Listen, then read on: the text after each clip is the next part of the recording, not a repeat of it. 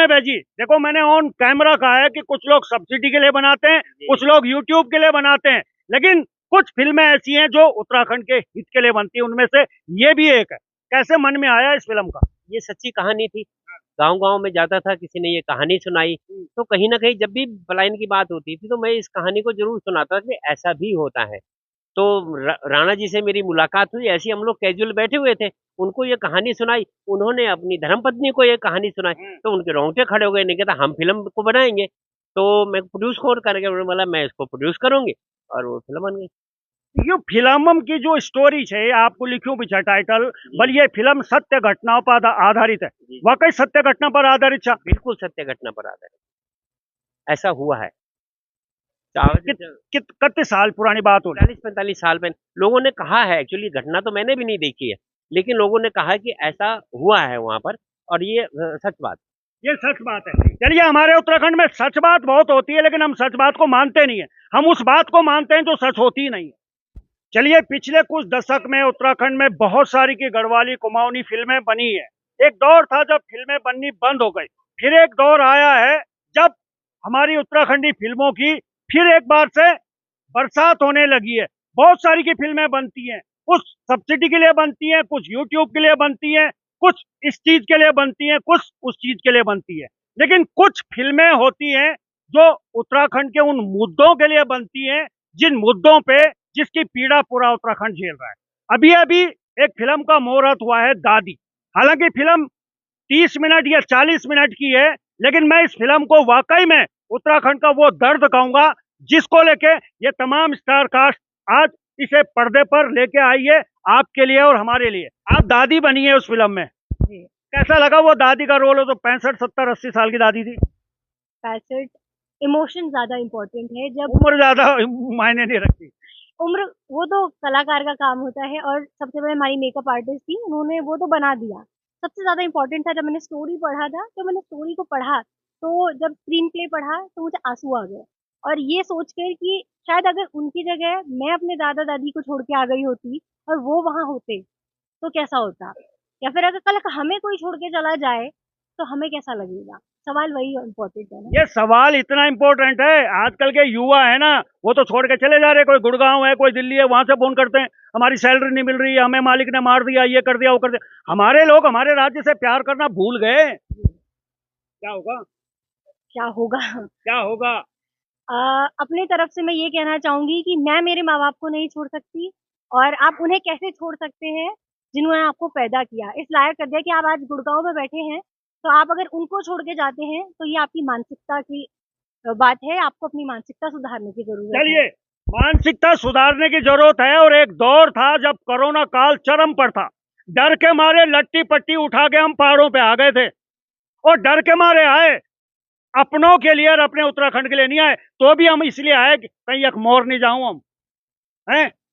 महेंद्र राणा जी, सच बात है ये। इस उत्तराखंड की इस बदहाली के जिम्मेवार जितनी सरकार है उतने हम भी हैं। हम भी तो अपने स्वार्थ के लिए अपने गांव को छोड़ के जा रहे हैं। जी, जैसे कि फ़िल्म में एक डायलॉग भी है कि भाई ये छोटे-छोटे गाँव किसी को बड़ा आदमी नहीं बनने देते और हम लोग चाहते भी हैं कि आदमी बड़ा ज़रूर बने, उसके लिए अगर वो शिक्षा के लिए बाहर आता है या कोई रोज़गार बाहर करता है तो उसका विरोध नहीं है, लेकिन उस बड़े आदमी बनने के चक्कर में अपने छोटे गाँव को ना भूलें, अपनी जड़ों से ज़रूर जुड़ा रहे, अपनी जो मूल परंपराएँ हैं, हमारे जो मेले, थौले, कौथिक होते हैं, उनमें कम से कम जो है अपने गाँव में जाए, अपने बुजुर्ग, खेत खलिहान, उनको ना भूले। ये फ़िल्म का टाइटल ही है दादी इंतज़ार अपनों का, तो ये ज़रूर याद रखें कि गाँव में जो हमारी दादी, बूढ़ी नानी है और हमारे खेत खलिहान है, वो अपनों का इंतज़ार हमेशा कर रहे हैं, तो उस इंतज़ार को इतना लंबा ना बढ़ाया जाए कि वो कंकाल में परिवर्तित हो जाए। यही इस फ़िल्म का मैसेज था और इसी ने हमें आकर्षित किया कि ये कम से कम युवा लोगों तक ज़रूर जाना चाहिए कि आप अपने काम करिए, प्रगति करिए, खूब तरक्की करिए, लेकिन अपनी जड़ों को और अपनी ज़मीन को जो है, वो बिल्कुल मत भूलने दीजिए, अपने उत्तराखंड को ज़िंदा रखें। चलिए, लड़ाई भी यही थी कि जड़ जंगल जमीन की लड़ाई थी, और आप लोग सिर्फ भूत पूजने के लिए जाते हो पहाड़। बताओ, भूत पूजने के लिए रह गया पहाड़ अब? हैं? वैसे भी भूत रहे कहाँ हैं? आपने गांव छोड़ा, उन्होंने भी गांव छोड़ दिया, वो क्यों रहेंगे अकेले वहां? जी मैडम, आपका क्या सुनाम है? मेरा ऋतिका पयाल राणा। ऋतिका पयाल राणा जी, फिल्म आपकी बहुत अच्छी है, और फिल्में इस तरह की बननी चाहिए। जो लोग सब्सिडी के लिए फिल्में बना रहे, खूब बनाओ, एक के बजाय भेजी 2 बनाओ, लेकिन कुछ फिल्में ऐसी भी बनाओ जिससे हमारे यहाँ दिल पे चोट तो लगे।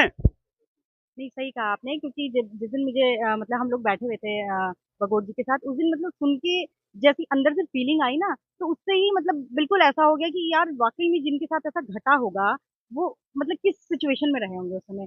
तो ऐसे लोगों को मेरे को लगता है कि ऐसे लोगों तक ये चीज़ें पहुँचनी चाहिए कि जो लोग वाक़ई में बिल्कुल सुध-बुध खो के बैठे हुए हैं, बिल्कुल शहरीकरण में इतने व्यस्त हो गए हैं कि उनको कोई मतलब नहीं है कि उनके घर में जी रहा है, कोई मर रहा है, कोई फ़र्क नहीं पड़ता है उस चीज़ से। तो कम से कम ठीक है, आप बाहर काम करिए, ऑब्वियसली करिए, लेकिन अपने घर भी आना-जाना रखते रहिए, जिससे कि जो आपकी मतलब जो आपका इंतज़ार कर रहे हैं, उनको ये ना लगे कि आप उनसे कट चुके हैं। चलिए, आपको रोल वैम पिताजी को रोल छो कनु कनु लगी रोल कनु चैलेंज छो रोल सच पूछो तो चैलेंज भी है और चॅलेंज बी नी है. एक्चुअल में अगर मी कहानी में देखूँ तो कखी न कखी थोड़ा सा हिस्सा में अर्धी छे. मीन भी पलायन ते झेली और जब मी रोल कन छे फिल्म में और जब ये स्टोरी में तो मिली तो मैं तो लग कि पूरी ना सही कोई हिस्सा तो मेरी जिंदगी को भी चाहिए. किला कि मैं आपको बता दूं कि ये फिल्म से कन से पहले कुछ दिन पहले जब मैं अपर गांव वापस गया हूँ तो मैं 47 या 48 साल बाद अपर गांव गया. तो अब मैं तो स्वयं उदाहरण छो ना वही चीज को कि हम लोग पलायन कन पर लगे छो ना और वह स्थिति बिल्कुल पर्दा पर छे. तो मैं तो ये रोल करने में बड़ो आनंद भी आई और मेरी कहानी छे तो ऋण भी आई.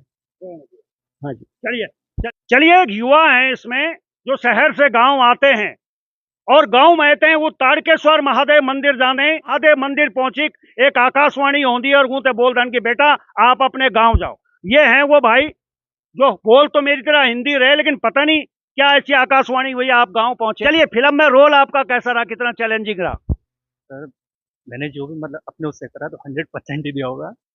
बाकी अब हमारी ऑडियंस बताएगी. चलिए, ऑडियंस बताएगी. आपके पाले में गेंद है और जिस एनजीओ ने इस फिल्म को जो है यहाँ प्रदर्शित किया है उसकी प्रेसिडेंट है मैडम आप हैं. नमस्कार, कैसे हैं?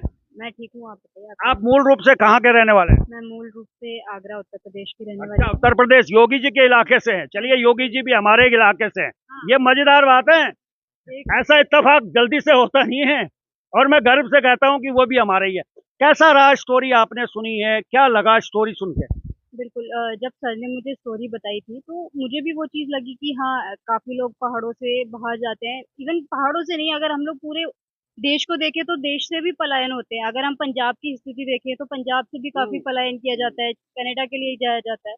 वहाँ पे भी बुजुर्ग जो रहते हैं वो भी अकेले रह जाते हैं। इसी प्रकार से सिर्फ उत्तराखंड की नहीं, ये पूरे भारत देश की सिचुएशन है कि वहाँ से पलायन होता है और जो बुजुर्ग होते हैं वो अपनों के इंतज़ार में अकेले रह जाते हैं।